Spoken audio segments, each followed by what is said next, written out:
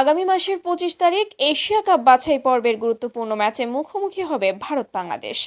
ভারতের সাথে শেষ 4 দেখায় 3টা ড্র আর একটাতে হেরেছে বাংলাদেশ। তবে এবার ভারতকে হারাতে দেশীয়দের সাথে প্রবাসী বাংলাদেশি ফুটবলারদের মিশেলে এক শক্তিশালী একাদশ প্রস্তুত করেছে বাংলাদেশ। ভারতের আক্রমণ ঠেকাতে বাংলার সার্জিও রামোস খ্যাত তপু বর্মনের সঙ্গে সেন্টার ডিফেন্সে থাকবেন তারিক কাজী। তাদের সাহায্য করতে দুই ফুলব্যাক ঈশা ফয়সাল আর বিশ্বনাথ ঘোষ থাকবেন দুই পাশে।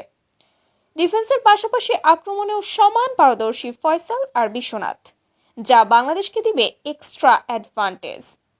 গোলবারের দায়িত্ব কাকে দিবেন এই নিয়ে মধুর সমস্যায় পড়বে বাংলাদেশ। একদিকে অভিজ্ঞ আনিসুর রহমান, আরেকদিকে ফর্মের তুঙ্গে থাকা মিতুল মার্মা। তবে বর্তমান পারফর্ম অনুযায়ী বলা যায় মিতুল গোলবারের দায়িত্ব সামলানোর জন্য থাকবেন। মাঝমাঠের কন্ট্রোল নিজেদের কাছে রাখতে প্রস্তুত রয়েছেন অধিনায়ক জামাল ভুঁইয়ারা। জামালের সঙ্গ দিতে আসছেন ইংলিশ প্রিমিয়ার লিগে খেলা হামজা চৌধুরী। হামজা বাংলাদেশের জন্য হবেন বড় অ্যাডভান্টেজ, তার বলার কোনো অপেক্ষাই রাখে না।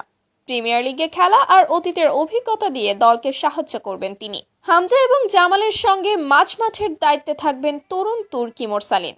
সব মিলিয়ে বলা যায় বাংলাদেশের মূল শক্তির জায়গা হবে মিডফিল্ড, আর মিডফিল্ড কন্ট্রোলে থাকলেই সহজ হবে ম্যাচ জয়। তবে জয়ের জন্য প্রয়োজন গোল।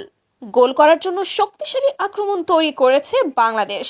রাকিব ফাহিমের সাথে ইতালি থেকে আসছেন ফাহমিদুল। মিডফিল্ড থেকে আসা বল ভারতের জালে পৌঁছে দিতে প্রস্তুত রাকিব, ফাহিম, ফাহমিদুলরা।